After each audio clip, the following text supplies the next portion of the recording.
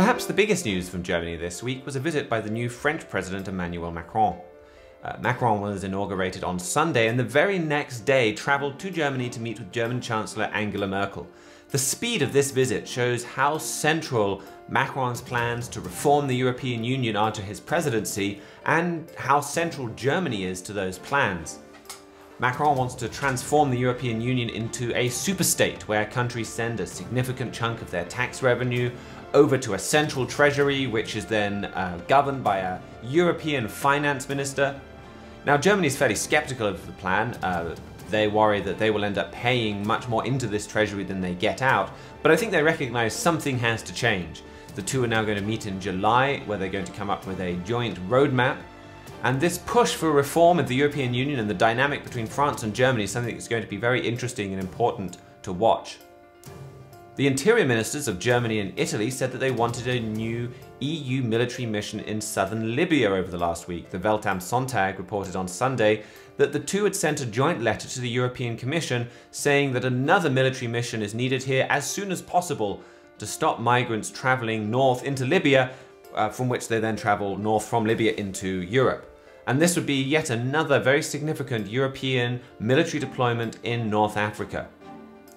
Germany might also be looking for a new airbase soon in the Middle East. They currently have their Tornado fighters stationed in Turkey at the Incirlik airbase. However, the Turkish government just blocked for the second time a German parliamentary delegation from visiting the base. Now, naturally, Germany doesn't like being blocked from visiting its own troops, and so they're looking for other places to put those fighter jets. And Jordan is at the top of their list. Meanwhile, the far-right scandal in the German military continued to rumble on. Last week, more than two more extremists in the army were discovered. They were plotting to kill top German politicians, including the president, and blame it on migrants. The defense minister, Ursula von der Leyen, has announced plans to address the problem, getting tough on far-right extremists, renaming barracks named after Nazi-era generals, getting rid of songs that come from that era. But for Spiegel magazine, at least, that's not enough, and they're calling for the defense minister to resign. The Treasury announced that over the last couple of days that they would be receiving around 60 billion US dollars equivalent more in tax revenue than they spend over the next 5 years. So taking in much more money than they're spending out.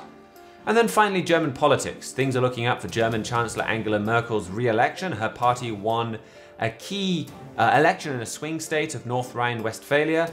Her main rivals, the Social Democratic Party, received their lowest vote in history for that state. Now, of course, if Miss Merkel wins, the next big question is going to be who will succeed her, because it seems very unlikely that she would go for a full term.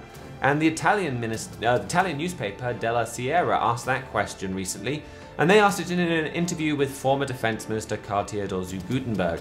They said on the internet there's talk of you as the next chancellor after Angela Merkel, and zu Guttenberg replied, "It doesn't surprise me that certain people see this possibility, but I don't see the sense of it."